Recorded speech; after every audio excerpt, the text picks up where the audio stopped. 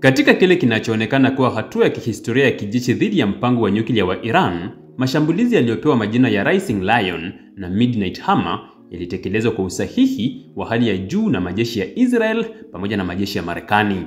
Hata hivyo, kwa mujibu wa Profesa Jeffrey Lewis, mtaalamu mashuhuri wa masuala ya nyuklia katika taasisi ya Middlebury na kituo cha mafunzo ya kuzuia kuenea kwa silaha, operesheni hizi hazikufanikisha lengo kuu: kuzuia Iran kuwa na uwezo wa kutengeneza silaha za nyuklia.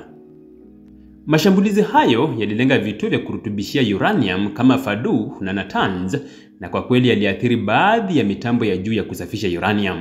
Hata hivyo, Iran haikupoteza nyenzo zake muhimu. Takriban kilo 400 za uranium yenye utajiri wa 60% inayoweza kuboreshwa hadi kiwango cha silaha 90%. Kiasi hicho pekee kinaweza kutosha kutengeneza mabomu 9 hadi 10 ya nyuklia, kama alivyosema Waziri Mkuu wa Israel Benjamin Netanyahu.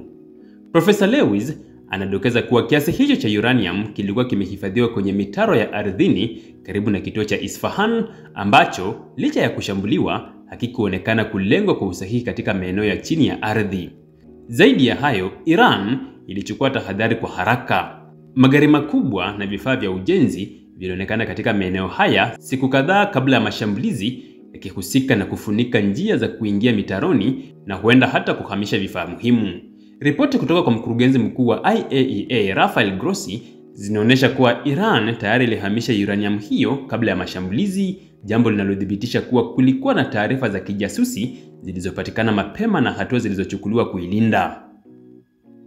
Pamoja na hayo, baadhi ya viongozi wa Marekani kama Marco Rubio wamepuuza uwezekano huo, wakidai hakuna kinachoweza kusogezwa nchini Iran bila kugunduliwa, lakini picha za satellite zinaonyesha tofauti.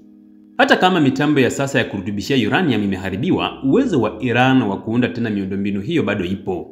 Katika mwaka wa 2022, Iran ilihamisha laini ya uzalishaji wa centrifuge hadi kituo kikubwa sana cha chini ya ardhi kilichopo karibu na Natanz, eneo lenye ukubwa wa zaidi ya mita za mraba 10,000. Eneo hili halikushambuliwa kabisa. Pia Iran imetangaza kuwa inatengeneza kituo kingine cha kisasa cha kurutubishia uranium katika eneo salama, na IAEA ilikuwa ikijiandaa kuikagua kabla ya mashambulizi kutokea. Hali hii inaacha mlango wazi kwa Iran kuanza tena mchakato wa kurutubisha uranium kwa haraka. Kwa uwezo wao wa kusakinisha mashine zao za IR6, Iran inaweza kuweka takriban seti 1.5 za mashine kila wiki. Hii ina maana kuwa katika muda wa wiki 6 inaweza kuwa na mashine 9 zinazoweza kuanza kurutubisha uranium kwa kiwango cha silaha ndani ya siku 60. Muda wa jumla wa kugeuza uranium hiyo kuwa silaha unaweza kuwa chini ya miezi 5. Profesa Lewis anahoji vikali msimamo wa mataifa ya magharibi kuhusu matokeo ya operesheni hizi. Anaamini kuwa diplomasia ya mkataba wa JCPOA, makubaliano ya nyuklia mwaka 2015, ilikuwa na mafanikio makubwa zaidi ya mashambulizi haya.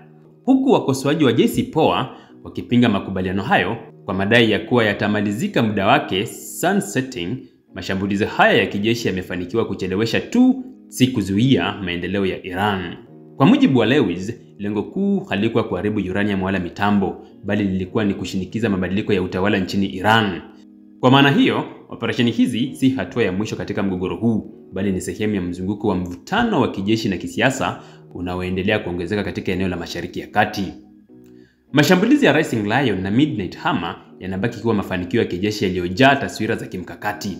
Lakini ndani ya uhalisia wa kisayansi na kijasusi, Iran bado inashikilia uranium iliyosafishwa, uwezo wa kiufundi wa kuunda centrifuge mpya na maeneo ya kisiri yanayoweza kurejea kwenye shughuli kwa kasi ya kutisha. Huu ni ushahidi kamili, ni mapumziko mafupi katika mzozo unaochukua mkondo wa kisiasa, kijeshi na kidiplomasia, mzozo unaoweza kubadilika kwa ghafla na kuwa hatari ya kidunia.